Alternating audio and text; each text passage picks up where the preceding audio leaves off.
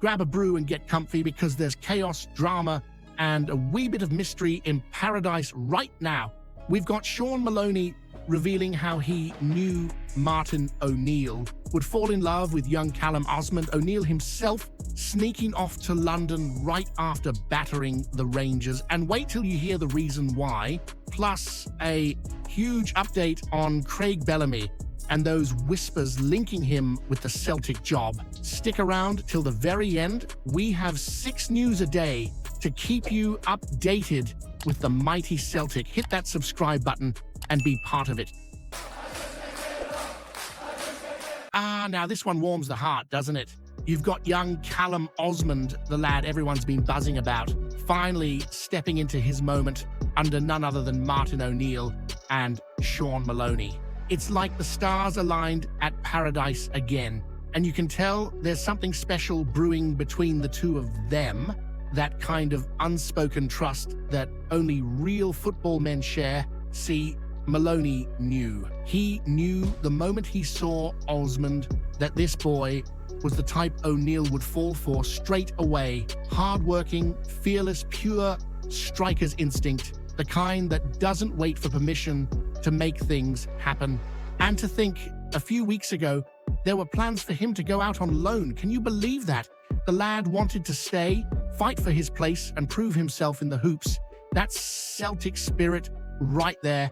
None of that hiding behind excuses nonsense you'd hear across the city. Maloney's been involved with Osmand through the pathways set up, and now that he's right there alongside O'Neill in the dugout, it's paying off big time. The way he tells it, when they sat down for dinner to chat through the squad, he could already see O'Neill's eyes light up at Osmand's name. He's got that hunger, that drive, that old school striker vibe O'Neill loves. You can see it in how he presses, how he gambles in the box. It's not about fancy flicks or flashy runs. It's about goals, pure and simple. And that's what wins you matches in Glasgow. The transformation since the managerial shake-up, you can feel it from the stands to the streets.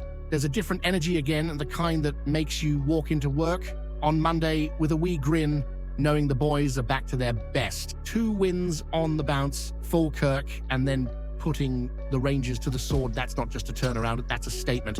Maloney said they haven't ripped up the playbook, just reminded the lads who they are. That's what real coaching is. A tweak here, a push there, and suddenly you've got wide players bombing forward again, pressing high, going for the jugular.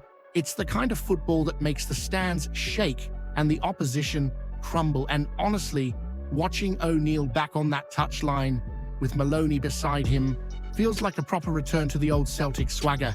You can almost smell the history, can't you? Paradise roaring, the rain hammering down, and the boys just playing with that fire again. But let me ask you something, and I want you to really think about this one. With Osmand proving himself, the team buzzing, and the fans falling back in love with the football, do you reckon the board should forget about all the big name talk and just give O'Neill and Maloney the job permanently? Or is this wee resurgence just the calm before another Glasgow storm? Hit that subscribe button. Lads, let's jai at Laldi till we hit 1,500 mad Celtic dafts. Now, this one's got a bit of mystery about it, eh? Yet Nike, Martin O'Neill, fresh off that glorious win over the Rangers at Hampton, the kind that makes a whole week in Glasgow feel a wee bit brighter, suddenly pops up in London the very next morning. And when Jim White asked him on TalkSport what on earth he was doing there, Martin gives that wee classic O'Neill grin and says, "Forgot my passport." Come on now, you can't help but laugh at that, can you? The man who's managed Champions League nights under the Parkhead lights, who's faced Milan and Barcelona, somehow forgot his passport. Aye, right, Martin. Either that's the most relatable moment in football history, or there's something a bit more interesting going on down south. See, folk are starting to wonder if this trip to London wasn't just about travel documents. Maybe, just maybe, he was off to meet Dermot Desmond for a quiet wee chat. Because let's be honest, the timing couldn't be more curious, could it?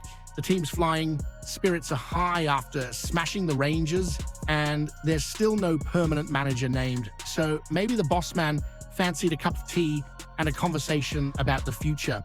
And think about it, would Dermot really want it getting out if he was meeting O'Neill? Not a chance. You'd want to keep that tighter than the queue at Greg's on Sucky Hall Street at lunchtime. If word slipped that Martin was the first choice, every other name linked to the job would start humming and hawing, wondering if they're just the backup act. And if there's one thing we've learned over the years, it's that Celtic like to play these things close to the chest until it's time for the big reveal. But here's the part that really gets the mind going. The timeline fits perfectly, doesn't it? A few more games, keep this winning run going, head into the international break, let the dust settle, then bang, announce that Martin O'Neill and Shaun Maloney are staying until the end of the season.